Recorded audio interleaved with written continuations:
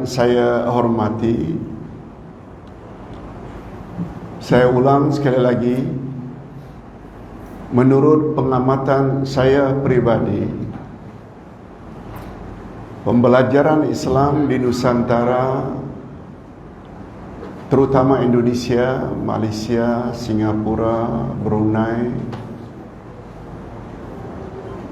Islam diajar di Nusantara tidak ikut sebagaimana manhaj yang diajar oleh Rasulullah sallallahu alaihi wasallam. Minta maaf kalau pandangan saya keliru. Mohon maaf.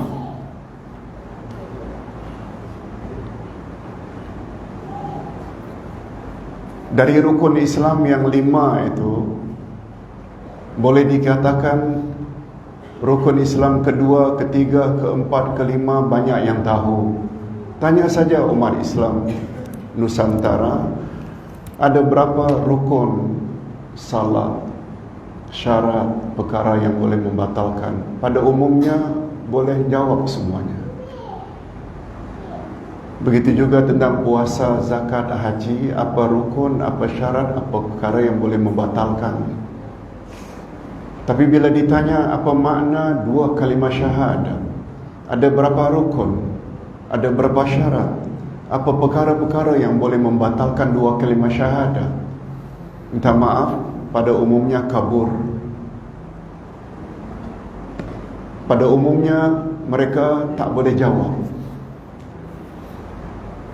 Padahal hadirin dan hadirat, betul tak 2 kalimah syahadat adalah rukun pertama?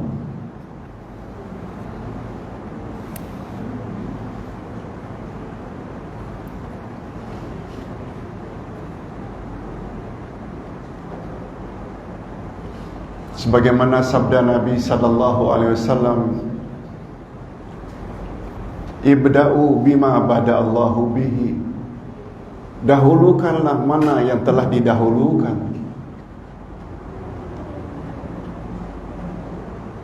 Itu sebabnya kalau kita ingin salat, betul tak kita disuruh agar ambil uduk dulu?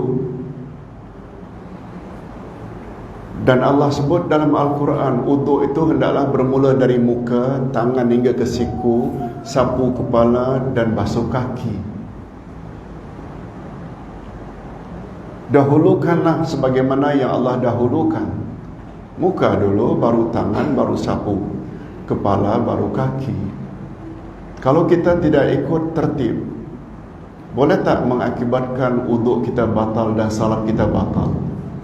Betul tak? Jadi dalam hal ini,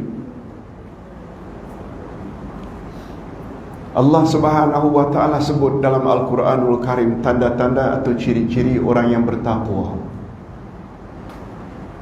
Ada 5 sifat yang mesti ada pada orang yang bertakwa, dan disebut oleh Allah awal-awal Quran lagi. A'udzubillahi minasyaitanirrajim. Zalikal kitabu la raiba fihi hudan lil muttaqin. Inilah kitab Quran, tidak ada keraguan sedikit pun di dalamnya, pedoman bagi orang yang bertakwa. Siapa orang yang bertakwa? Allah awali alladzina yu'minuna bil ghaib, mereka yang beriman pada yang gaib. Baru kemudian wa yuqimuna shalah, mendirikan salat.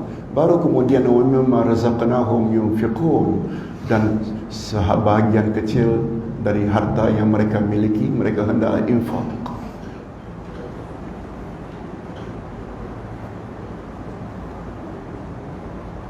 Apa dulu yang disebut oleh Allah sebagai ciri-ciri atau tanda-tanda orang yang bertakwa? Alladzina yu'minuna bil ghaib, iman kepada yang gaib. Betul tak itu pembahasan akidah? Baru yang kedua, wa yuqimuna shalah, mendirikan salat. Baru kemudiannya ya zakat, hubungan baik insan dengan insan. Di situ saja memberi isyarat mana yang sepatutnya kita dahulukan dalam beragama. Akidah dulu. Walaupun Rasulullah sallallahu alaihi wasallam pernah bersabda, as-salatu imaduddin, salat itu tiang agama, menunjukkan bahawa salat itu mustahak tak dalam Islam? Mustahak tak? Siapa mendirikan salat berarti dia mendirikan agama. Siapa yang meninggalkan salat berarti dia merobohkan agama. Sepintas lalu dari hadis itu menunjukkan salat itu mustahak tak? Oleh sebab itu, rumah, bangunan tanpa tiang boleh roboh tak? Boleh roboh. Menunjukkan tiang itu sangat mustahak. Namun demikian ada lagi bahagian yang lebih penting daripada tiang, iaitu fondasi, tapak tempat kita meletakkan bangunan. Betul tak apabila tapak tidak kuat, jangankan shilling, dinding, tingkap, pintu, betul tak? Tiang pun boleh combok dan tumbang. Dan dasar fondasi inilah yang namanya akidah. Dan akidah kita, asas utamanya adalah 2 kalimah syahadat. Cukuplah itu beberapa bukti bahawa mengajar orang salat, puasa, zakat bagus, tapi apabila akidahnya tidak betul, tidak sempurna terhadap Allah Azza wa Jalla, keyakinan dan keimanannya terhadap Nabi Muhammad sallallahu alaihi wasallam, boleh tak mengakibatkan ibadat-ibadatnya ditolak dan tidak diterima? Ada kemungkinan tak? Itu sebabnya kata Imam Ibn Al-Qayyim, semua ibadat, termasuk ibadat utama salat, puasa, zakat, haji, semua ibadat ini Allah tak terima kecuali salat itu memenuhi 2 syarat yang tersirat di dalam 2 kalimah syahadat. Syarat pertama tersirat di dalam asyhadu an la ilaha illallah, yaitu ikhlas lillah, mentauhidkan Allah. Betul tak kita salat, puasa, zakat mesti karena Allah? Ya. Dan syarat pertama ikhlas lillah itu ada di dalam asyhadu an la ilaha illallah. Walaupun ikhlas kita beribadat kepada Allah, masih belum tentu diterima oleh Allah Azza wa Jalla salat kita bila tidak memenuhi syarat yang kedua. Syarat yang kedua itu tersirat di dalam wa asyhadu anna Muhammadar Rasulullah, yaitu ittiba'u Muhammad, ikut cara Muhammad.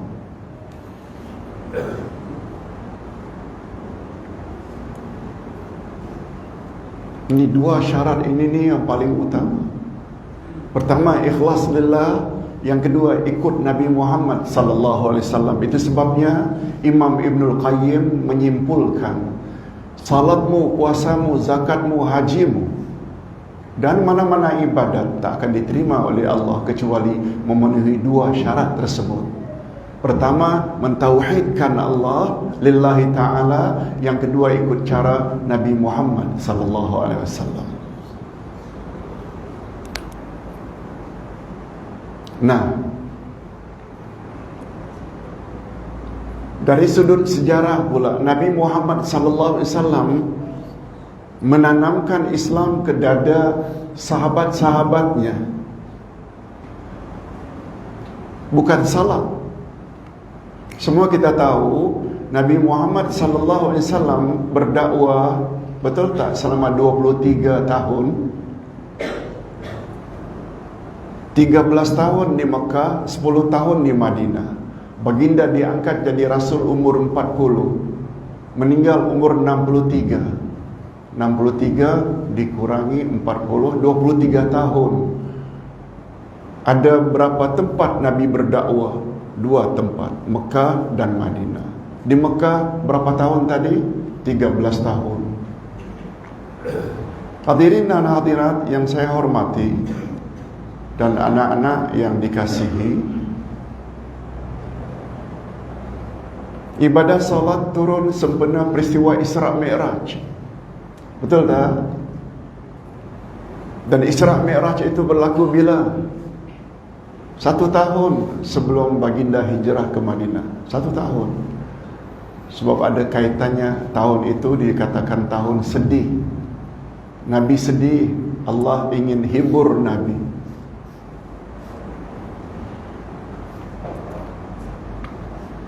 Karena 2 orang yang selama ini lindungi, backing beliau dari gangguan orang-orang musyrikin Mekah meninggal dunia, Khadijah dan Abu Talib. Sehingga baginda ingin pindah ke Taif waktu itu. Nah, sampai di Taif pula beliau ditolak, malah dilempar dengan batu. Allah hibur Nabi Muhammad dengan Isra' dan Mi'raj. Lalu turunlah ibadah salat. Setahun sebelum Nabi hijrah ke Madinah. Pertanyaan, apa yang Nabi tanamkan di dada dan di hati para sahabat 12 tahun pertama?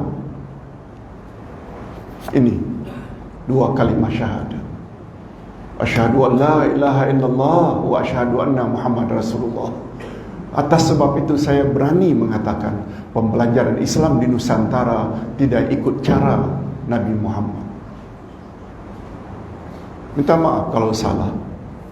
Itu sebabnya dari lebih kurang 50 buku yang saya tulis, buku ini saya tulis sebagai buku yang pertama. Setelah melihat, Masya Allah, mengapa ya banyak yang tak tahu. Umat Islam Nusantara salat tak tinggal, puasa tak tinggal, zakat, haji, umrah beberapa kali.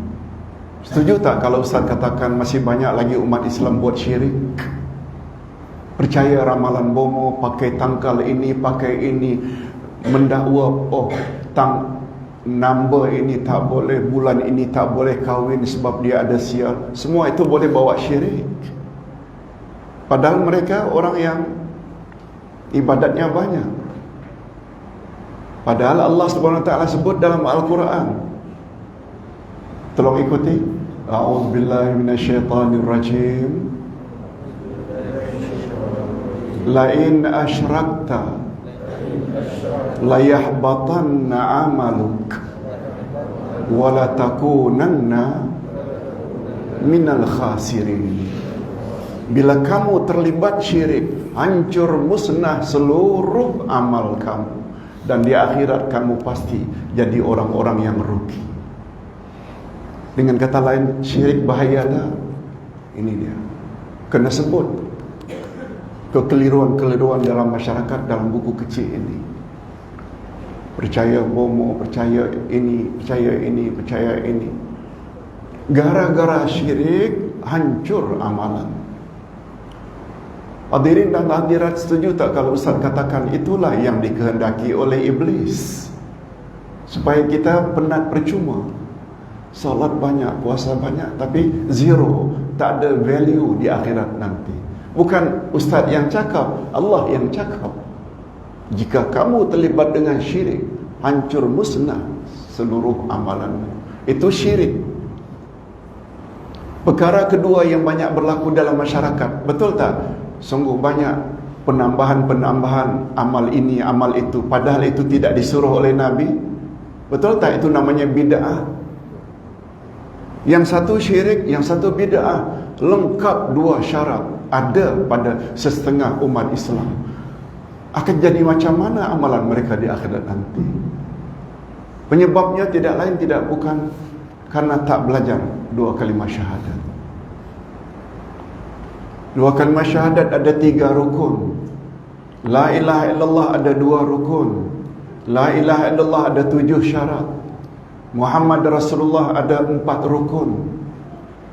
Minta maaf, bila kita cek pada orang awam, umumnya kabur.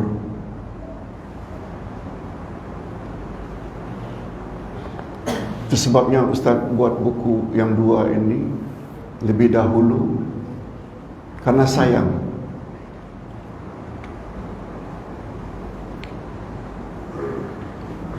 Ustaz tidak menyalahkan orang awam,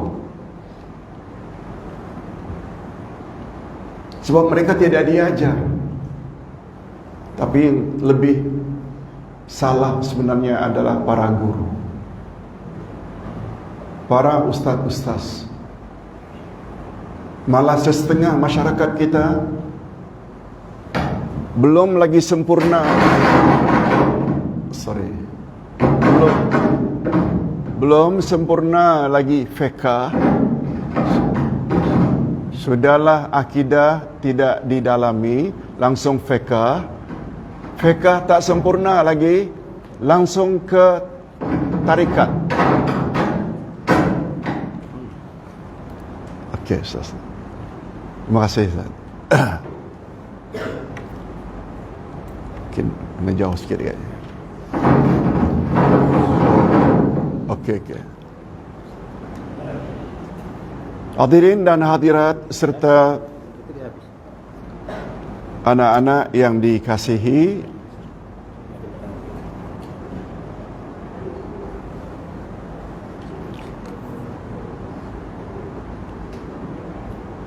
kalau ditanya, Pak Ustaz, 2 kalimah syahadat itu ada berapa rukun? Ada berapa rukun? Rukun 2 kalimah syahadat ada 3. Tolong ikuti. An-nutqu bil lisan, wat tasdiqu bil qalbi, wal amalu bil arkan. 2 kalimah syahadat ada 3 rukun. Rukun pertama, sebut dengan lidah. Asyhadu an la ilaha illallah wa asyhadu anna Muhammad Rasulullah.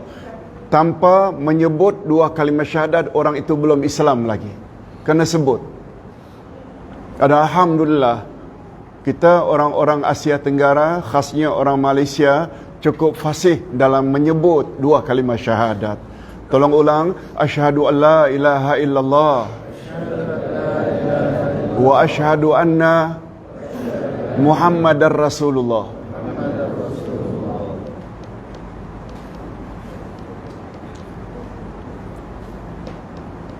Sebut syahadat yang pertama pun perlu betul-betul sebutnya. Sebab kita dapati setengah orang mengajar non-Muslim masuk Islam, kadang-kadang tersalah dalam ucapannya. Asyhadu, lalu dijawab asyhadu an la ilaha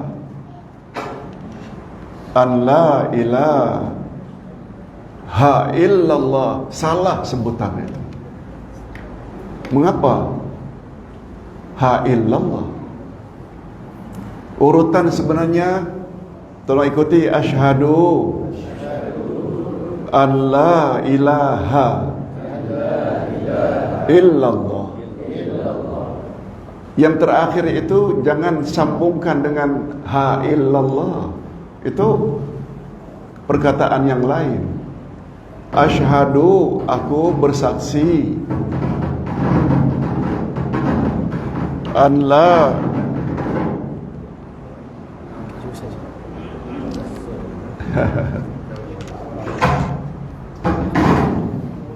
Bapak-bapak dan ibu-ibu,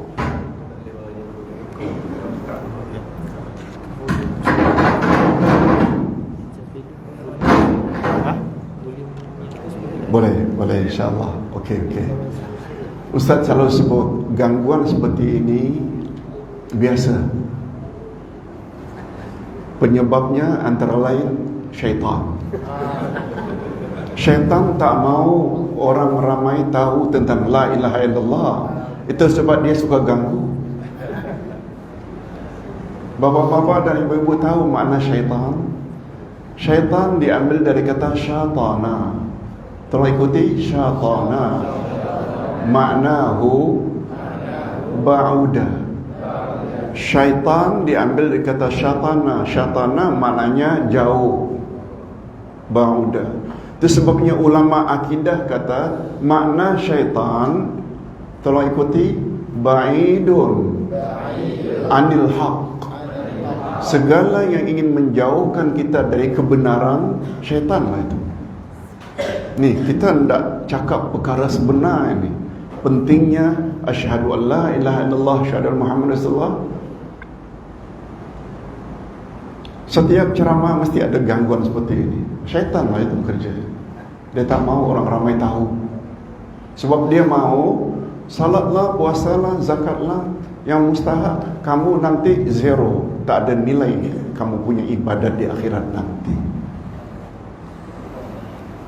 Okey, syaitan dah mula lari. Itu makna syaitan. Nah, kalau makna syaitan ba'idun anil haq, al-haq yang artinya kebenaran, datangnya dari mana? Allah, tolong ikuti ayat 147 Al-Baqarah. Al-haqqu min rabbik fala takunanna minal mumtarin. Kebenaran adalah datangnya dari Tuhanmu. Oleh sebab itu jangan kamu ragu-ragu lagi. Bapak-bapak dan ibu-ibu, betul tak semua yang ada dalam Quran adalah benar belaka? Sebab dia kalamullah.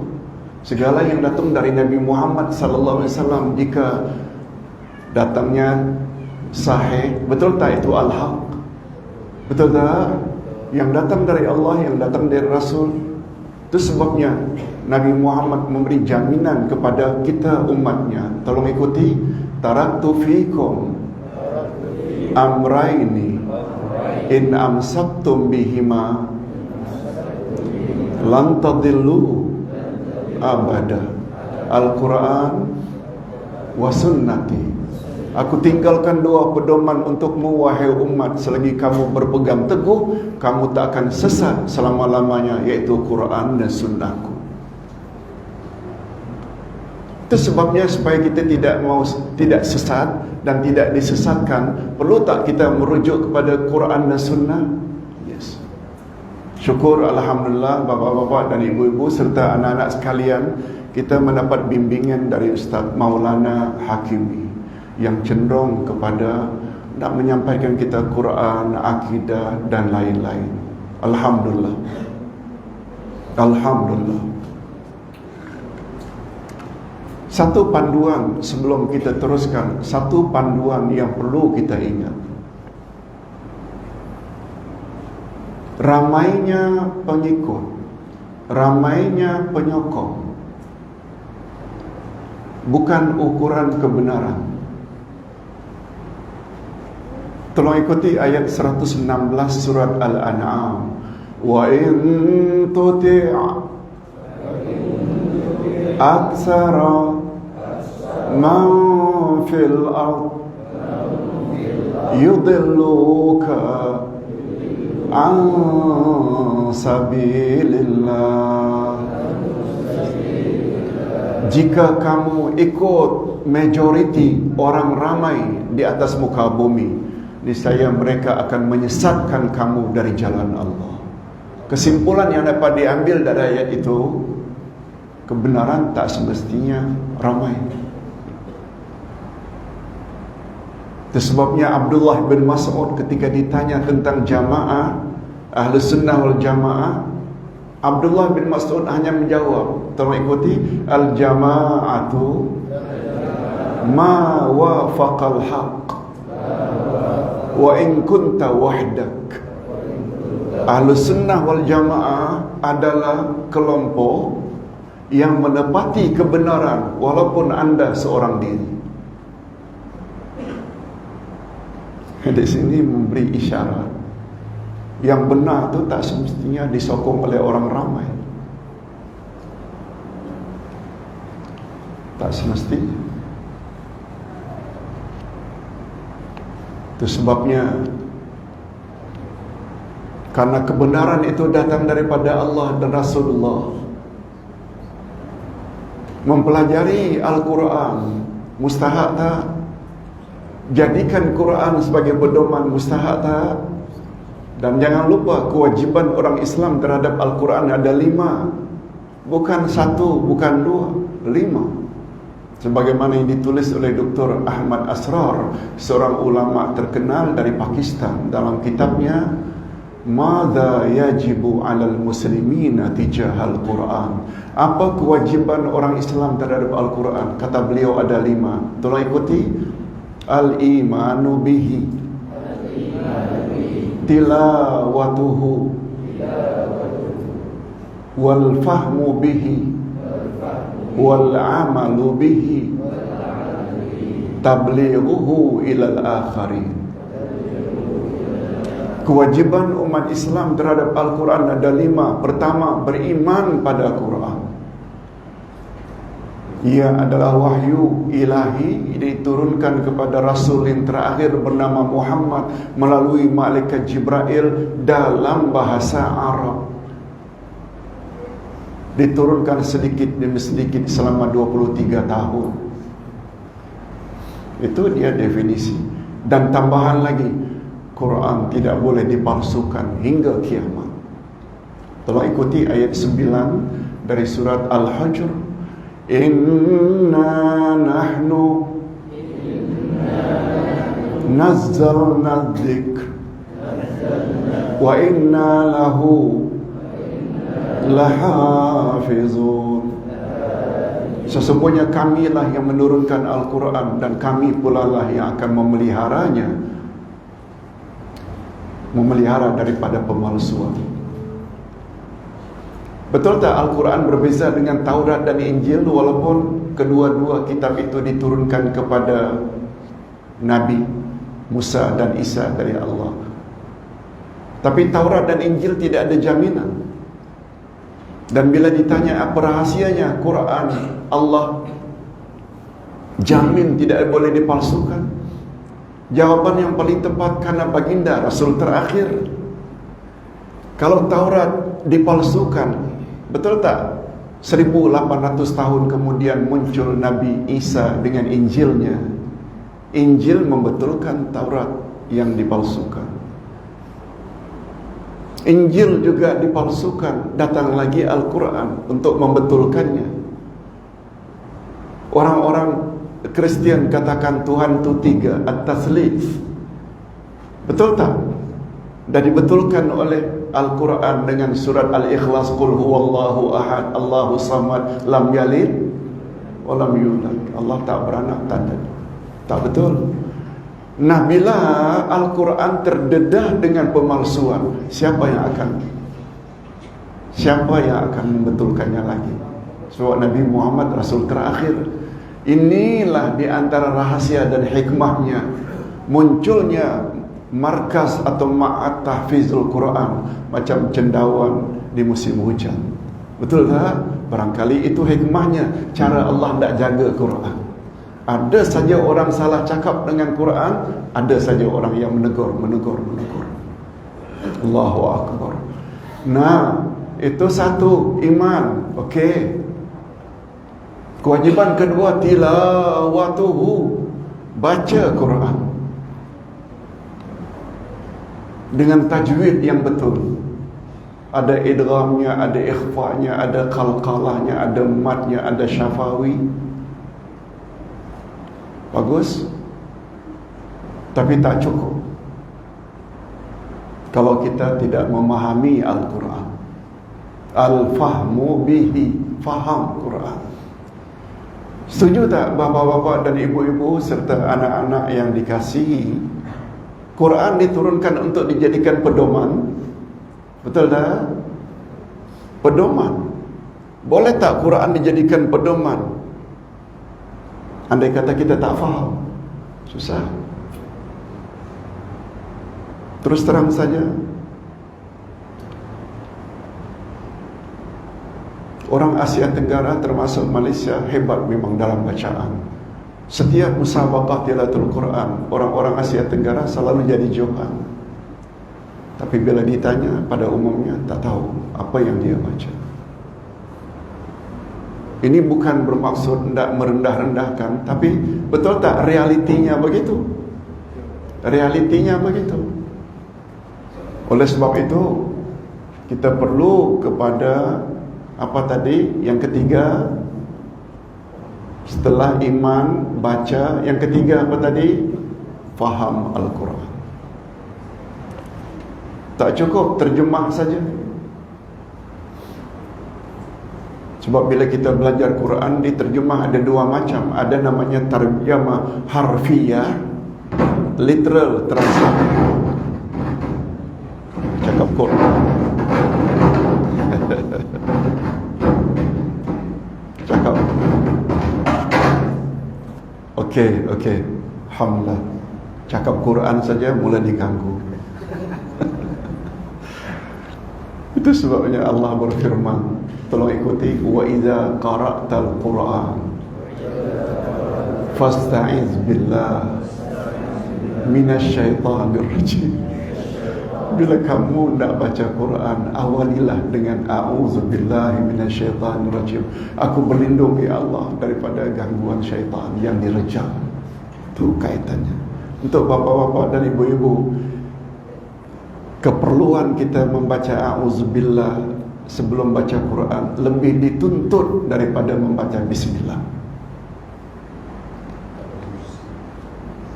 Ta'awuz, isti'azah lebih tuntut daripada basmalah, kecualilah untuk surat Al-Fatihah. Yang lain-lain itu kan sunat saja. Mengapa disuruh isti'azah? Karena Quran paling suka kita jauh dari Al-Quran. Syaitan maknanya ba'idun anil haq. Betul tak dalam Quran semuanya hak belaka? Benar belaka apa ada dalam Quran? Syaitan tak mau. Jadi kita sekarang ini dalam pertemuan seperti ini, kita nak buka rencana jahat syaitan itu. Kita nak beritahu kepada seramai orang. Oleh sebab itu, orang-orang macam Maulana, macam Ustaz, syaitan paling tak suka kalau boleh biar cepat mati orang macam ini. Karena dah mengajar membongkar rahasia jahat mereka. Prinsipnya macam itulah. Itu sebabnya Ustaz buat buku ini. Ustaz tak kisah orang cakap apa sajalah, mengajar ajaran sesat ke ini ke itu, kan ada istilah-istilah yang mereka buat sehingga orang ramai jadi takut dengan kita. Allahu Akbar. Nah, terjemah Quran pula ada dua. Tolong ikuti, terjemah harfiah, terjemah maknawiyah. Terjemah harfiah maksudnya literal translation atau direct translation. Ustaz pakai ini? Boleh pakai ini aja. Yang ya, anda pakai ini ya. Okey. Terima kasih Ustaz. Ini pun okey Ustaz. Ustaz kira. Kalau dalam ini boleh pakai ni. Okey. Hadirin dan hadirat rahimakumullah. Okey, kita lawan syaitan dengan ini. Terjemah ada berapa macam tadi? Dua. Terjemah harfiah, direct translation. Bagus. Bila kita baca Quran, kita baca terjemahannya, okey. Tapi belum sempurna lagi. Kita perlu kepada terjemah maknawiyah.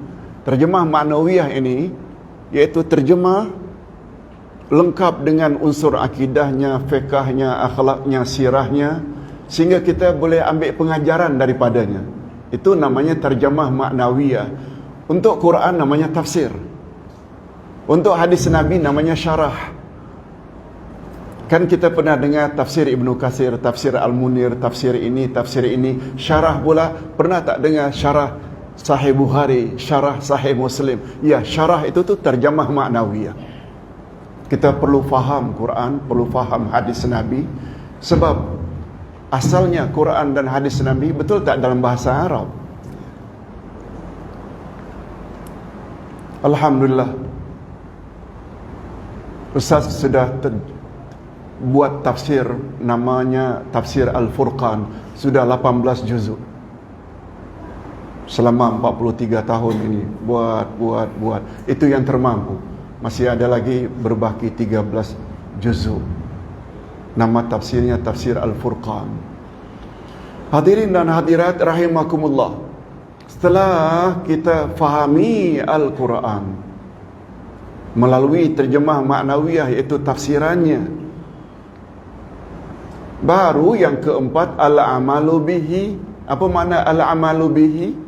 Amalkan, laksanakan, buat. Suruhan-suruhan Quran kita lakukan, larangan-larangan Quran kita jauhi. Nama pun pedoman. Oleh sebab itu, kesimpulan yang dapat kita ambil, sudah memadai ke Quran itu sekedar diimani dan dibaca?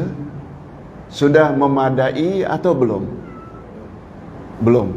Ustaz tidak kata ya, baca Quran itu tak ada guna. Tak. Nabi SAW pernah mengatakan bahawa, aku tidak katakan alif lam mim itu satu huruf, tapi tidak.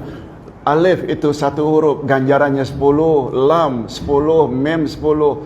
Betul tak? Untuk alif lam mim saja kita dah layak mendapat ganjaran pahala 30. Apalagilah sampai beratus-ratus, beribu-ribu ayat yang kita baca.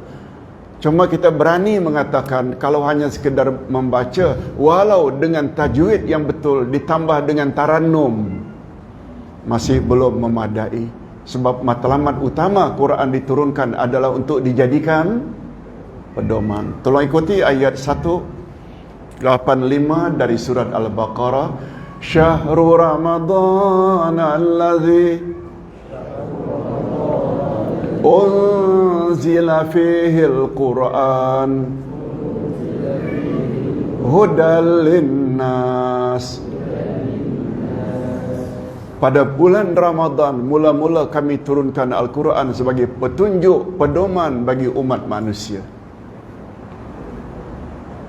Pedoman, hudan, hidayah. Nah, setelah kita beriman, kita baca dengan tajwid yang betul, makhraj yang betul, kita fahami, kita amalkan, masih belum cukup lagi.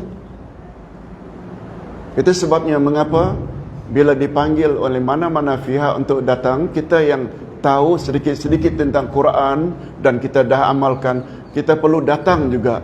Sebab kewajiban yang kelima apa tadi? Tolong ikuti. Tablighuhu ilal akharin. Kita kena sampaikan kepada orang lain. Oleh sebab itu, bapa-bapa dan ibu-ibu, kalau hanya sekedar iman dan baca, faham belum, amal juga belum, apalagi menyampaikan pada orang lain, itu bermakna masih kurang lagi pada separuh kewajiban kita terhadap Al-Quran. Belajar. Selagi hayat di kandung badan, kita belajar. Bukan hanya anak-anak, lebih-lebih lagi kita yang sudah lanjut usia. Orang Indonesia kata lansia, lanjut usia. Sebab Nabi bersabda dalam hadis sahih riwayat Imam Bukhari, tolong ikuti. Innamal a'mal bil khawatim. Kita biasa dengar innamal a'malu binniyat. Betul. Itu hadis juga. Sesungguhnya amal diterima berdasarkan niat. Tapi hadis ini juga mustahab. Tolong ulang sekali lagi. Innamal a'mal bil khawatim. Sesungguhnya amal yang paling menentukan nasib seseorang setelah dia mati adalah amal yang terakhir. Bagaimana kita mengakhiri hayat kita? Sempurna atau tidak? Itulah nasib kita nanti setelah kita mati. Bapak-bapak dan ibu-ibu,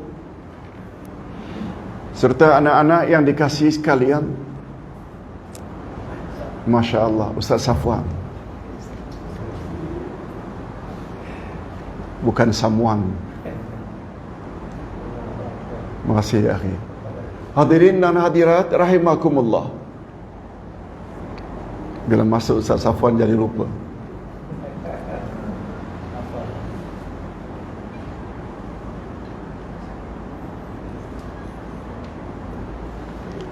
Manusia hidup untuk sementara ke atau untuk selama-lamanya? Sementara memang Ustaz akan bayang itu jawabannya. Jawaban itu salah. Sahabat berkata, tolong ikuti, khuliqan nasu lil abad walakinnahum yantaqiluna min darin ila dar. Manusia dicipta oleh Allah untuk hidup kekal abadi selama-lamanya. Hanya saja mereka mesti pindah dari satu alam ke alam berikutnya. Betul tak? Bila kita mati bukan bermakna kita mati habis begitu saja. Kalau habis begitu saja sampai di situ, itu akidah kita sama dengan akidah Abu Jahal, Abu Lahab. Orang musyrikin kan tak percaya ada kehidupan lagi setelah kematian. Betul tak? Ada 5 alam yang mesti kita lalui. Pertama namanya, tolong ikuti, alam roh, alam rahim, alam dunia, alam barzakh, alam akhirat. Tak berakhir. Kecuali bila kita tambah, kita hidup di dunia untuk sementara. Yes, okey. Sebab kullu nafsin za'iqatul maut. Tiap yang bernyawa akan mati. Tapi bukan berakhir di situ saja. Malah kita yakin tak kehidupan di alam barzakh dan kehidupan di alam akhirat itulah kehidupan yang hakiki. Maksudnya, kalau dapat azab di alam kubur, betul tak itu azab luar biasa? Lebih-lebih lagi azab neraka. Kalau namanya kehidupan, kesenangan dan kemewahan, betul tak? Nikmat kubur dan nikmat syurga itulah nikmat yang hakiki. Itu yang kita hendak jaga. Itu yang kita hendak tuju. Dan kesemua itu, sama ada dapat nikmat kubur atau nikmat syurga, atau sebaliknya siksa kubur, siksa neraka di akhirat, sangat tergantung terhadap apa yang kita lakukan di alam roh ke, di alam rahim, atau di alam dunia. Tolong jawab. Alam dunia. Bukan alam roh, bukan alam rahim. Alam dunia. Itu sebabnya ada hadis Nabi, walaupun derajatnya dikatakan dhaif, tapi maknanya betul kata ulama hadis.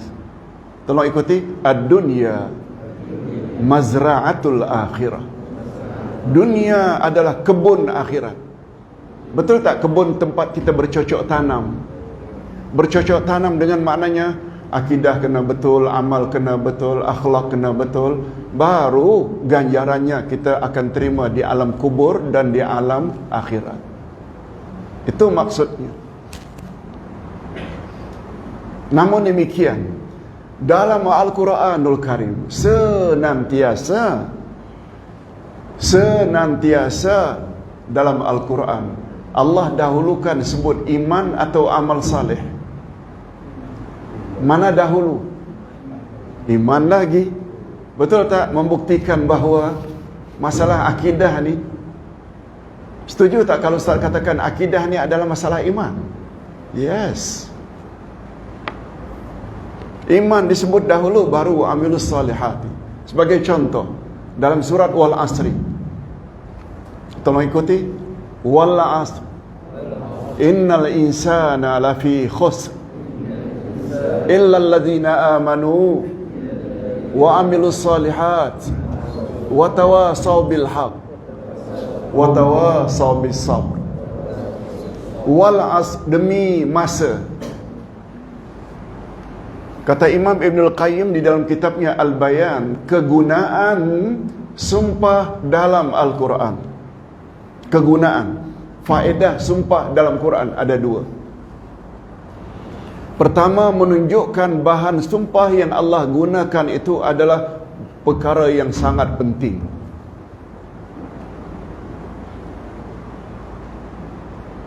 Kalau Allah Subhanahu wa taala bersumpah pada ayat 2 surat Yasin, wal Qur'anil Hakim, demi Al-Quran yang penuh dengan ilmu-ilmu yang mendalam. Al-Hakim dari kata hikmah, ilmu yang mendalam. Itu sebabnya Luqman mendapat gelaran Luqman Al-Hakim, karena ilmunya yang sangat mendalam.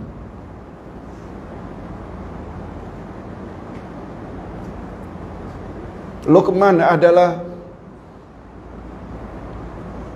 hasil dari percampuran perkawinan antara Mesir dengan Sudan. Tapi dia ada banyak wajah Sudan. Dengan kata lain, tidak handsome, tidak mungkin hitam dan lain-lain, tapi mendapat gelaran Al-Hakim karena ilmunya sangat mendalam. Jadi Al-Quranul Hakim, betul tak dalam Quran terdapat ilmu yang sangat mendalam? Pengajaran pertama yang dapat kita ambil dari kata-kata Ibnul Qayyim, setiap Allah bersumpah dengan sesuatu mesti menunjukkan sesuatu itu mustahak dan penting. Seperti wadduha, waktu duha. Waktu duha penting tak bagi kita? Wal laili, demi malam. Kemudian wal fajri, demi fajar. Wasyamsi wal qamari. Betul tak itu mustahak belaka? Yang kedua, pengajaran yang dapat kita ambil dari setiap sumpah, ada perkara penting yang Allah hendak sampaikan setelah bersumpah. Apa dia perkara penting yang Allah ingin sampaikan untuk pengetahuan kita semua? Tolong ikuti. Innaka laminal mursalin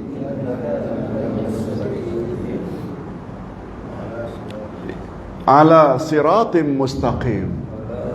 Sesungguhnya engkau, hai Muhammad, benar-benar Rasul yang diutus di atas jalan yang lurus. Oleh sebab itu, bila kita ingin berada di atas jalan lurus, perlu tak kita ikut Nabi Muhammad sallallahu alaihi wasallam? Itu perkara penting. Itu sebabnya, gara-gara kita baca surat Yasin malah hafal surat Yasin, gara-gara tak faham makna tafsiran tersebut, kita lebih cenderung kepada cakap Tuan Guru, cakap Habib ini, Habib itu. Walaupun ia bercanggah dengan hadis Nabi, kita tolak hadis Nabi. Padahal Allah kata, Allahu Akbar. Dalam surat Yasin, jalan yang lurus itu disebut oleh Allah Subhanahu Wa Taala 2 kali. Pertama jalan Allah, yang kedua jalan Rasul. Bapa-bapa dan ibu-ibu dan anak-anak yang dikasihi sekalian, betul tak memohon jalan yang lurus adalah doa paling banyak kita ucapkan dalam sehari? Betul tak? Minimal 17 kali. Sebab ada 17 rakaat. Bagi kita yang rajin buat salat rawatib, tahajud, witir, duha, betul tak? Tak mustahil sekali sehari sampai 30-40 kali kita memohon ihdinas siratal mustaqim. Betul tak? Rupanya siratal mustaqim itu terletak pada jalan Allah dan jalan Rasul. Tolong ikuti ayat 60 dan 61 dari surat Yasin. Alam a'had ilaikum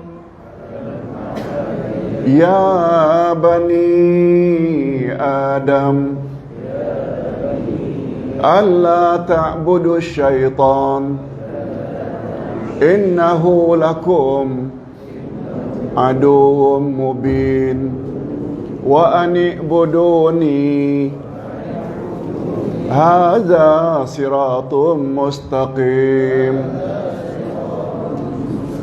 Bukankah kami telah berjanji denganmu, hei anak cucu Adam, supaya kamu jangan ikut syaitan, karena syaitan itu bagimu musuh yang nyata. Tapi beribadatlah dan ikutlah aku. Kata siapa ni? Beribadatlah hanya kepada aku. Ku sini siapa? Allah.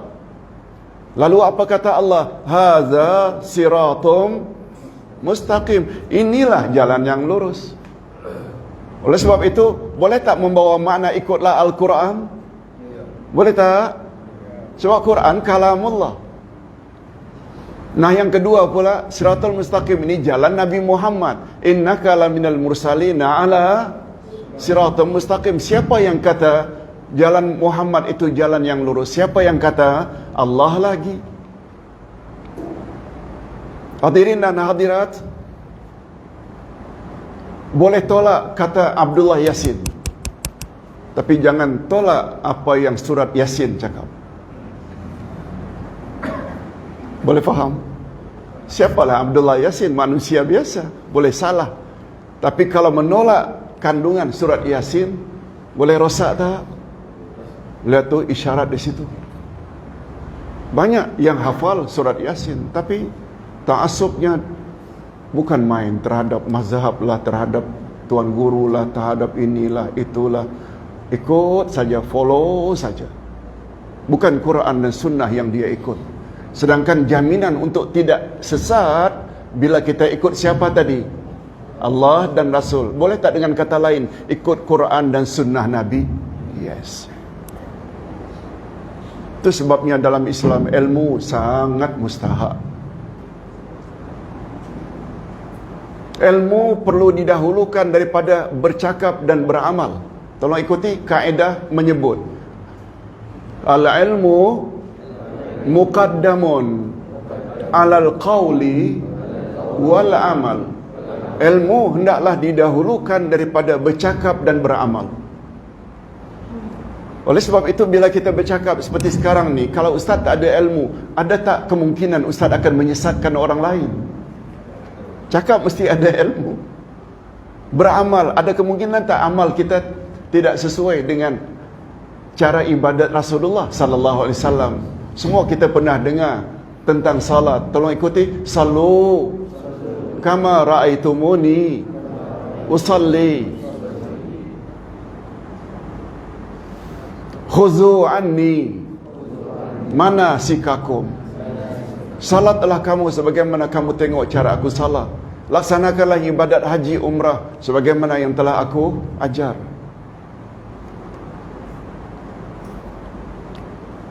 Minta maaf kalau ustaz katakan pada umumnya masyarakat Nusantara banyak Islam mereka itu Islam keturunan. Ibu bapa buat macam itu, mereka ikut saja, follow saja. Alhamdulillah bapa-bapa dan ibu-ibu serta anak-anak yang dikasihi, lebih kurang 45 tahun belakangan ini saja banyak sangat guru-guru yang mengajar tafsir Quran, akidah, hadis Nabi. Betul tak? Kalau dulu-dulu itu rujukannya hanya nenek moyang. Minta maaf kalau penilaian ustaz keliru. Okey.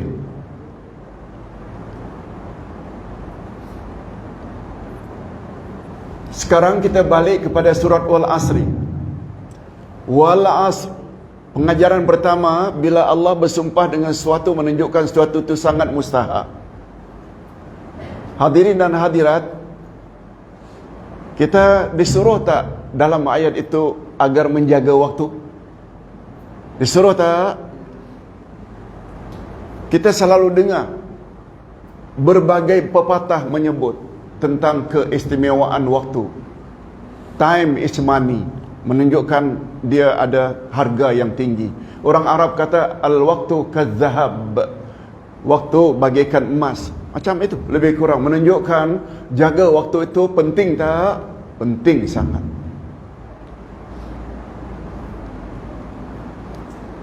Banyak orang-orang kita begitu terpengaruh dan kagum dengan sikap orang-orang putih yang punya satu bidalan.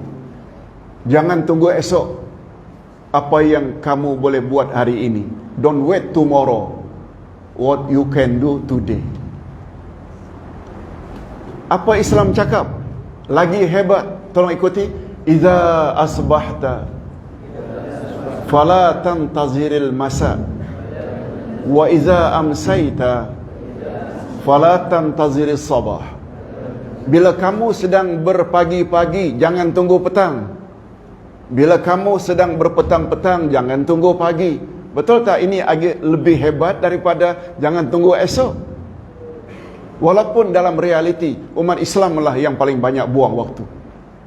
Minta maaf.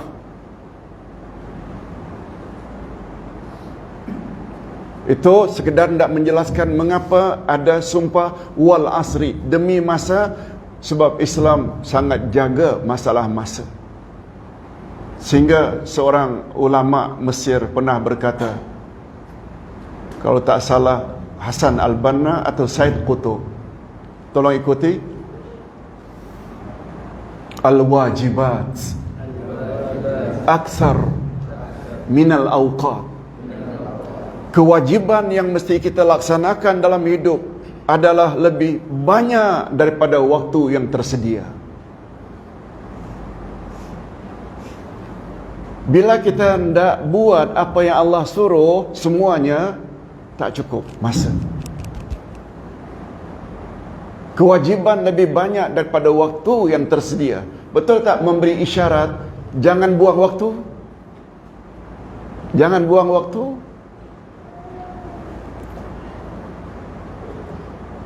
Jaga masa dengan baik. Time management. Okey, itu satu. Pengajaran yang kedua apa dia, Pak Ustaz? Kata Imam Ibn Al-Qayyim, ada perkara penting yang Allah ingin sampaikan setelah sumpah itu. Tolong ikuti. Innal insana lafi khusr. Sesungguhnya seluruh jenis manusia dalam kerugian. Ada dua huruf takkid di sini. Inna, sesungguhnya. Lafi, lam pendek depan fi itu juga membawa makna takkid. Sungguh-sungguh. Sungguh-sungguh seluruh manusia sungguh-sungguh dalam kerugian. Siapa yang cakap ini? Allah yang cakap. Dari mana Pak Ustaz ambil makna seluruh jenis manusia? Dari alif lam yang berada di depan insan.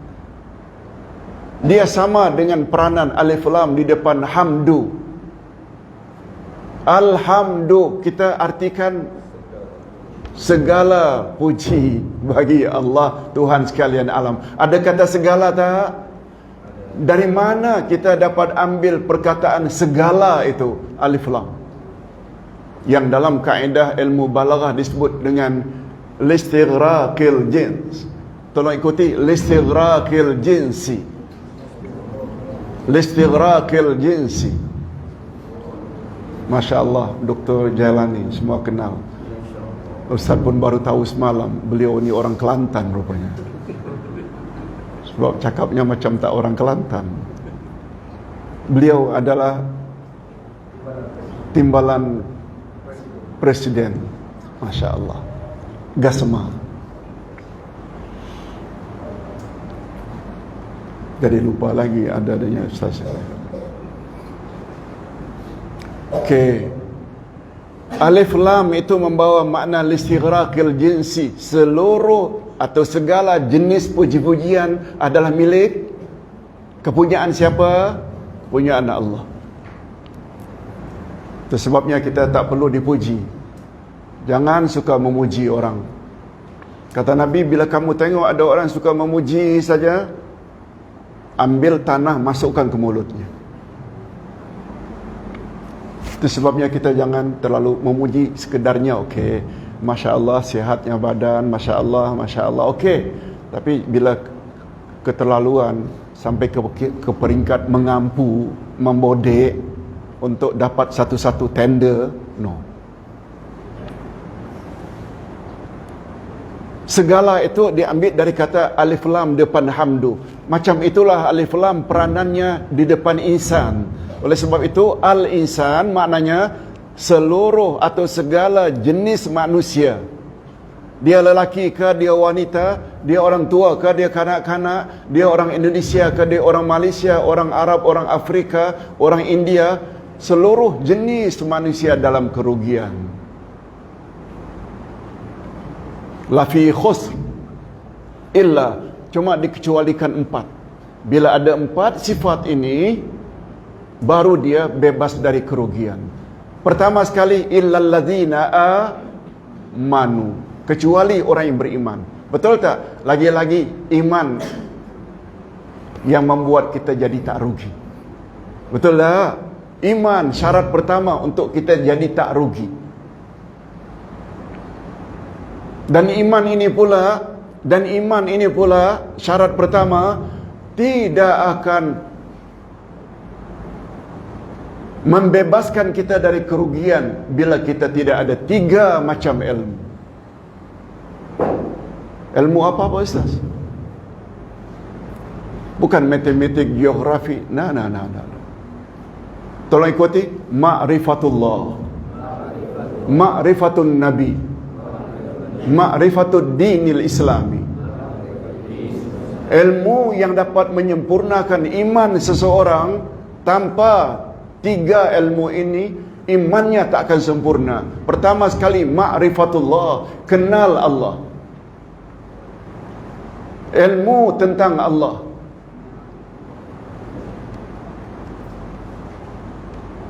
Itu sebabnya Sayyidina Ali radhiyallahu anhu pernah berkata, tolong ikuti, awwaluddin ma'rifatullah.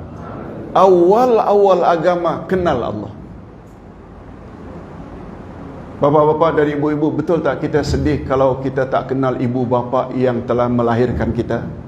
Padahal mak bapa, betul tak, bukan pencipta hakiki kita. Kalaupun beri makan, minuman, pendidikan, bukanlah mereka sebenarnya secara hakiki yang memberi. Ingat ya, 2 nikmat yang kita telah terima daripada Allah. Tolong ikuti. Yang pertama, nikmatul ijad, nikmatul imdad. Nikmatul ijad maknanya nikmat Allah mengadakan kita yang sebelumnya kita tiada. Betul tak? Ibu bapa ke pencipta hakiki kita atau Allah?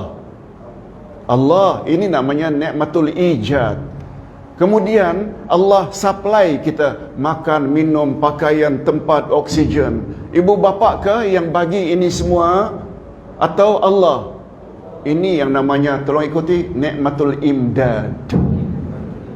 Kalau mak bapak saja sebagai penyebab kita zahir, bukan pencipta hakiki. Mak bapak saja beri makan, minum, pakaian, pendidikan, bukan pemberi yang hakiki.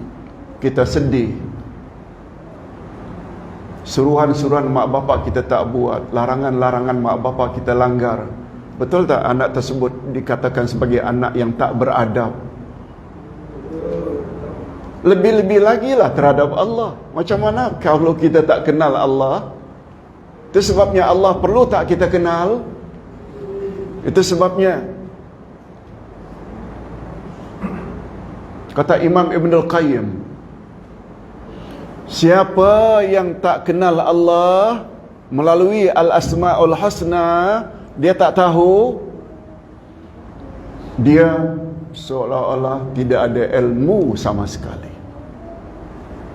Siapa yang tidak mengetahui tentang Al-Asma'ul Husna, dia tak tahu, walaupun dia ada profesor, walaupun dia ada doktor, kedudukannya di sisi Tuhan macam orang yang tak ada ilmu, zero.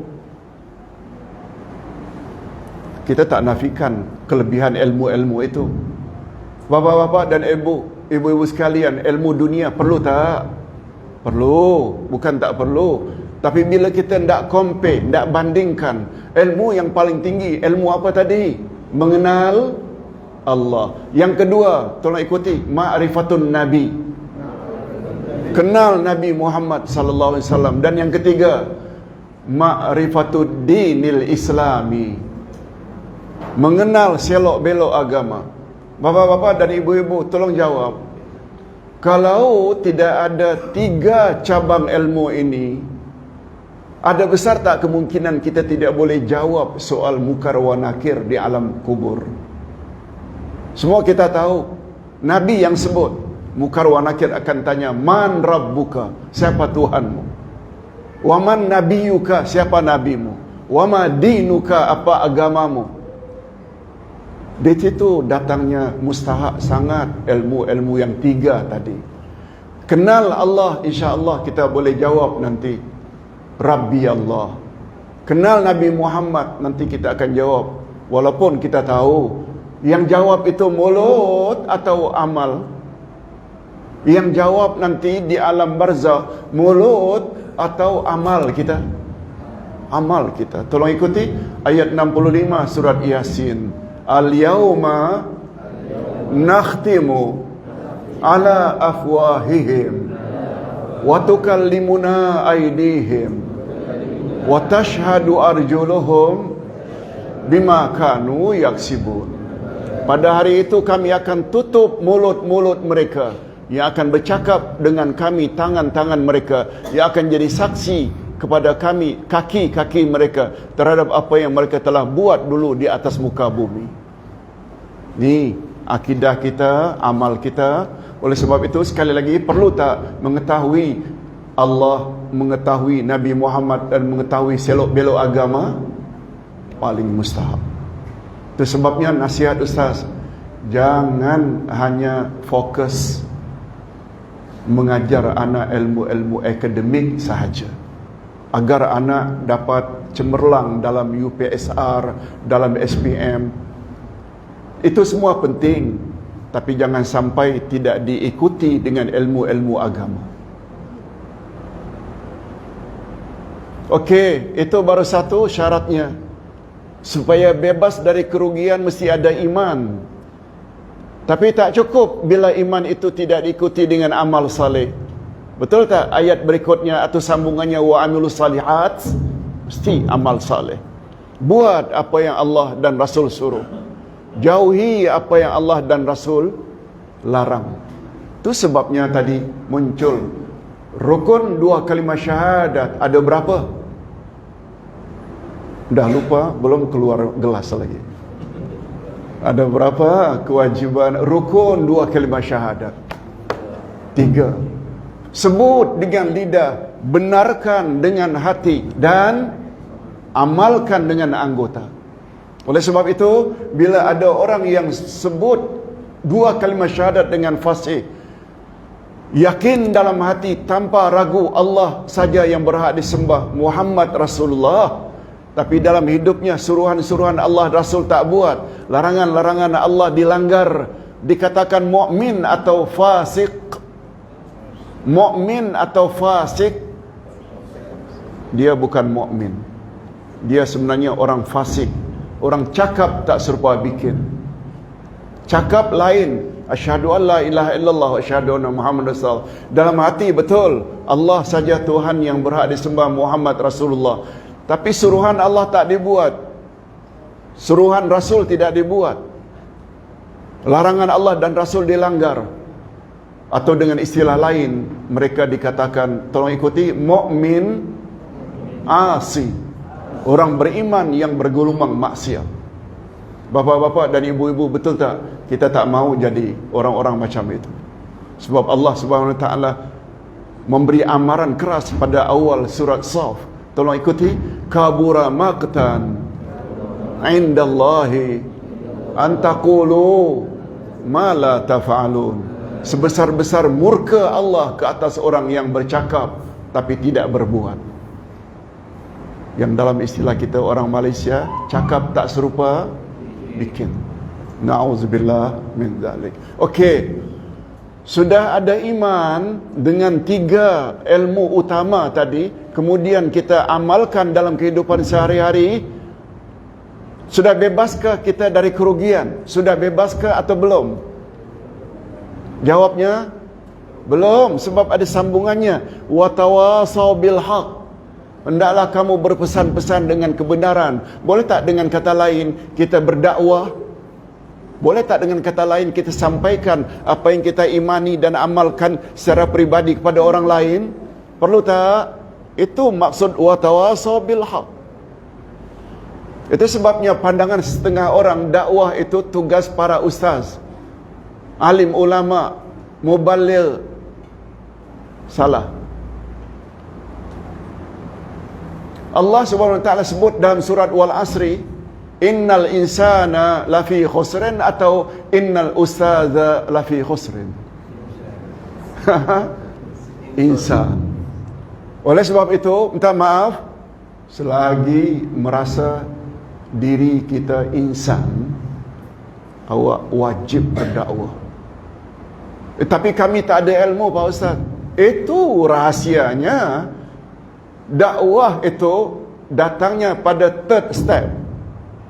Awak mesti ada first step, tambah ilmu dulu. Ilmu yang 3 tadi. Ilmu yang awak miliki, awak amalkan dulu secara peribadi. Wa amilus salihati. Baru third step, wa tawasau bil haq. adalah bohong, dusta. Bila ada orang Islam hari ini kata, oh saya tak ada ilmu macam mana nak berdakwah. Awak salat tak? Salat, mengapa awak salat? Kan ada perintah dari Quran dan Sunnah. Awak lakukan tak? Laku. Mengapa orang tak salat awak tak tegur? Kadang-kadang isteri sendiri, kadang-kadang anak sendiri tak tegur. Awak masih lagi menjadi orang tua yang rugi. Boleh faham? Ha?